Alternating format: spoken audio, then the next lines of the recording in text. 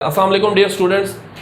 Chapter 10 से related बेटा हमारा जो टॉपिक था वो हमारी कंटिन्यूटी में चल रहा था और उसमें हमारी थ्योरीज़ जो हैं वो कंप्लीट हो चुकी। इससे लास्ट जो लेक्चर था हमारा वो आयोनाइजेशन कांस्टेंट भी कंप्लीट हो चुका। फिर पीएच स्केल भी हमने अप्लाई कर लिया। तो अब थोड़ा सा होश में बैठें ताकि आप लोगों को इसका एक अनदर वेरी इंपॉर्टेंट टॉपिक आपके साथ डिस्कस करना चाहता हूँ और वो क्या है बेटा, वो है साल्ट। आज हम method of preparation of salt discuss करेंगे। जस्ट ओनली साल्ट क्या है। साल्ट इन एक्चुअल में हमारे पास एक आयोनिक कंपाउंड होता है, ठीक है।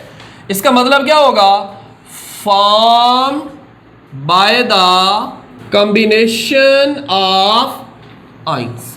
आइंस की कॉम्बिनेशन से ये मिलके बनता है। आइंस मिलेंगे तो साल्ट बनेगा। इसका मतलब पॉजिटिव और नेगेटिव आइन आपस में मिलेंगे।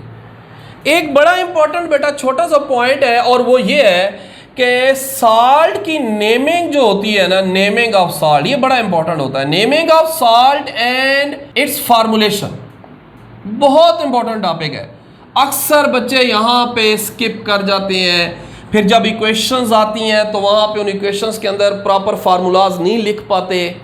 तो ये दोनों चीज़ें आपको आज समझाऊंगा। थोड़ी सी एडिशन ज़रूर होगी 2 से 3 मिनट की, लेकिन ये आपके लिए बहुत ज़्यादा हेल्पफुल होगी। नेमिंग ऑफ साल्ट क्या होता है और उसकी फार्मूलेशन क्या है। सो हम ये कहते हैं कि हमारे पास there are number of common positive ions और negative ions are there. Like that आप देखें, सोडियम आइन है, पोटाशियम आइन है, ये प्लस का मतलब +1 है।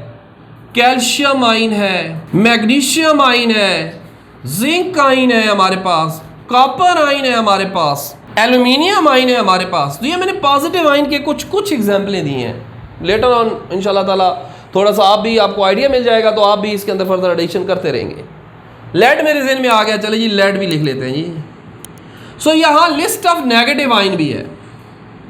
एक हमारे पास लिस्ट क्या है, हैलाइड आइन है। अब ये हैलोजन सारे के सारे इसमें ऐड है। इसमें क्लोराइड, इसमें ब्रोमाइड, इसमें फ्लोराइड, इसमें आयोडाइड। इसी तरह ये देखें, ये कौन सा आइन है, ये कार्बोनेट आइन है। ये कौन सा आइन है, ये बाइकार्बोनेट आइन है। ये कौन सा आइन है, ये सल्फेट आइन है हमारे पास। ये नाइट्रेट आइन है हमारे पास। ये नाइट्राइट आइन है हमारे पास। ये उसके ऊपर उनके चार्जेस। ये फास्फेट आइन है हमारे पास। क्वेश्चन क्या लिखा था, naming of salt and it's आपके सामने नाम लिखा हुआ आता है। मोस्टली आप उस नेम को फार्मूला में कैसे कन्वर्ट करोगे, ज़रा इसको ऑब्जर्व कीजिएगा जी। मेरे पास नाम लिखा हुआ आया sodium carbonate. I have to write its formula in the equation. कैसे पॉसिबल होगा कि मैं प्रॉपर फार्मूला लिख पाऊं। तो फर्स्ट ऑफ ऑल मुझे पता है कि सोडियम आइन है और सोडियम के ऊपर चार्ज क्या है, +1। देन उसके बाद कार्बोनेट पूछा तो कार्बोनेट का फार्मूला क्या है, -CO3 और उसके ऊपर चार्ज क्या है, -2। साल्ट का फार्मूला डेवलप करना बहुत आसान। आप इसके चार्जेस को क्या करें, क्रॉस मल्टीप्लाई कर दें। तो ये क्या बन जाएगा, Na2CO3। सोडियम कार्बोनेट का फार्मूला है हमारे पास। वो 1 यहाँ पे मल्टीप्लाई किया तो क्या हो गया, CO3। 2 मल्टीप्लाई किया तो क्या हो गया, Na2। ये आपके पास बड़ी एग्जाम्पलें बड़ी हैं, आप इनको अप्लाई करें। आप इनसे क्वेश्चंस को आप इस वे से आप देखें जी। हमारे पास आ गया जी कैल्शियम सल्फेट।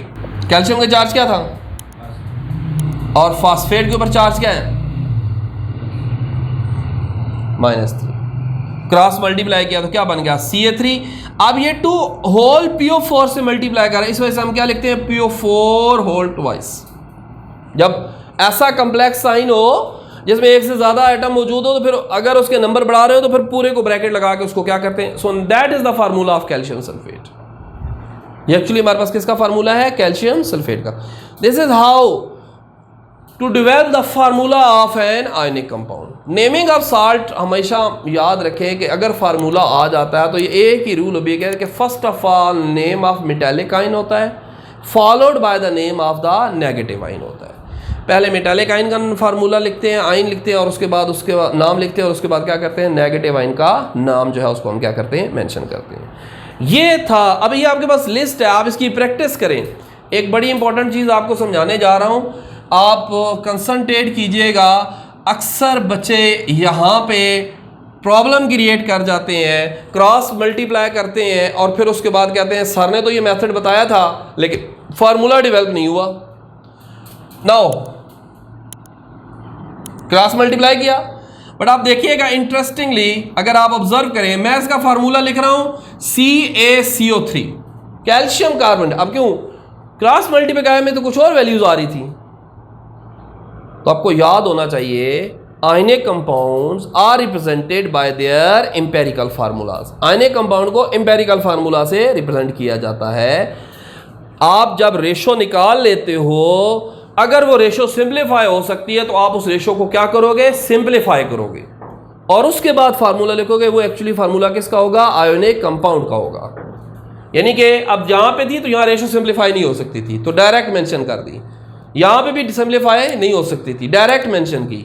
यहां अगर मैं इस रेशो को लिखता तो ये सिंप्लीफाई होके इस फॉर्म में क्या होगी, कन्वर्ट होगी। तो ये हमारे पास क्या है, रेशो है, फार्मूलेशन ऑफ सॉल्ट है कि हम सॉल्ट के नेम्स को कैसे मेंशन करते हैं। Practice makes a man perfect. Last पे छोटी सी अक्सर मैं बात करता होता हूँ कि बेटा एफर्ट करें, प्रैक्टिस करें, वर्किंग करें। वर्किंग करेंगे आप इनके फार्मूलाज डेवलप करें। आप अगर कोई फार्मूला डेवलप नहीं होता तो आप मुझे मैसेज करें, ठीक है, ताकि मैं आप लोगों को उसका ज़रूर जो है वो रिप्लाई कर सकूं।